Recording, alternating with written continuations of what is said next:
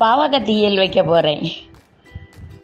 காயை நல்லா பொடி பொடியாட்டு மேலே அந்த உள்ள இருக்க எல்லாத்தையும் எடுத்துட்டு பொடி பொடியாக நறுக்கி வச்சுட்டு சின்ன வெங்காயம் சின்ன உள்ளி தான் போடணும், அப்போ தான் ருசியாக இருக்கும்.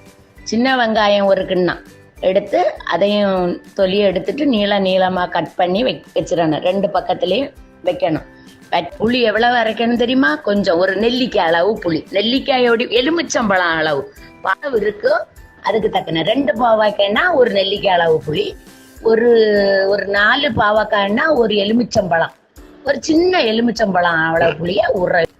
தேங்காய் எல்லாத்துக்கும் தேங்காய் போடன்னு நினைக்காதுங்க. தேங்காய் போட்டால் தான் அது ருசியாக இருக்கும்.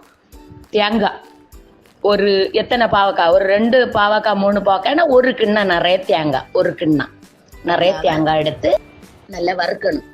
நல்லா வறுத்துட்டு அதில் 2 வெளுத்துள்ளி போடணும். வெளுத்துள்ளி, 2 ஜீரகம், 2 வெந்தயம். தேங்காவை நல்ல மணல் போல திருப்பி என்ன செய்யணும், இவ்வளவும் செஞ்சு வச்சாச்சு.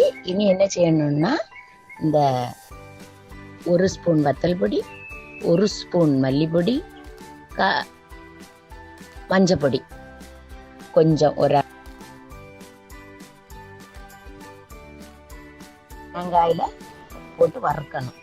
நல்ல கறியை வறுக்கக்கூடாது, லேசா. ஆனா மஞ்சப்பொடி போடணும், மறந்துடக்கூடாது. மஞ்சப்பொடி, ஜீரகம், 2 அரி வெள்ளைக்கூடு, 2 வெந்தயம், அந்த தேங்காய் கூட போட்டு வறுக்கணும். வறுத்த உடனே அது மணமா இருக்கு, மறுமருன்னு. அதுல வேணா 2 கருவேப்பிலையும் உருவி போட்டுக்கிடுங்க, சூப்பரா இருக்கும். வறுத்து வச்சுட்டு அதுக்கப்புறம் எண்ணெய் சட்டியை அடுப்புல வச்சு கடுகு, கருவேப்பிலை, வெந்தயம் 2 போட்டு தாளிச்சிடணும். தாளிச்சிட்டு வெட்டி வச்சிருக்க பாவக்காயை ஃபர்ஸ்ட் போடணும். போட்டு நல்ல அது கொஞ்சம் மெரூன் கலர்ல வரும். ஏன்னா பாவக்காய் கசக்கும், அதனால நம்ம எண்ணெயில கொஞ்சம் வதக்கும் போது அது மொறு ஆகணும்னா உள்ளியை தூக்கி தட்டணும். சின்ன உள்ளியும் தட்டி நல்லா 2-3 கிண்டிட்டு நல்லா தண்ணியில ஊற போட்டு பிசைஞ்சு இது வறந்து வரும்போது அது ஒரு மணக்கும் சட்டி. அந்த காயெல்லாம், அந்த பாவக்காயும் அந்த சின்ன வெங்காயம் மணத்த உடனே நீங்க என்ன செய்யணும், இந்த புளிய கரைச்சி அதுல விட்டு 2 உப்பும் போட்டு முடி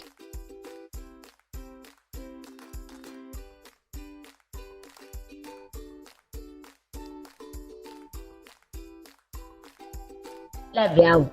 வெந்த உடனே இந்த மசாலா அரைச்சி வச்சிருக்க மசாலைய அதுல ஊத்தணும். நல்லா மை போல அரைக்கணும். அரைச்சி இந்த வதக்கி வெந்துட்டே இருக்கும். வெந்த உடனே இந்த மசாலா அரைச்சி வச்சிருக்க மசாலைய அதுல ஊத்தணும்.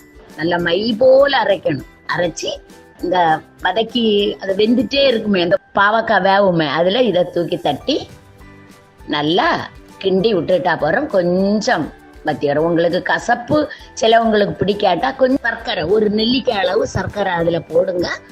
தின்னு பாருங்க, ஒரு பிளேட்டு சோறு திங்கலாம். இன்னைக்கு அதை வச்சு சாப்பிடுங்க.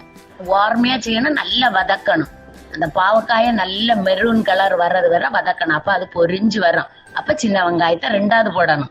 எல்லாரும் சின்ன வெங்காயத்தை ஃபர்ஸ்ட் போடுவாங்க, அது வேண்டாம். பாவக்காய ஃபர்ஸ்ட் போட்டுட்டு சின்ன வெங்காயம்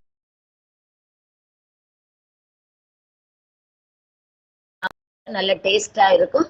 நீங்க அப்படி வச்சு தின்னு பாருங்க, ஒரு பிளேட்டு சோறு திங்கலாம். இன்னைக்கு அதை வச்சு சாப்பிடுங்க.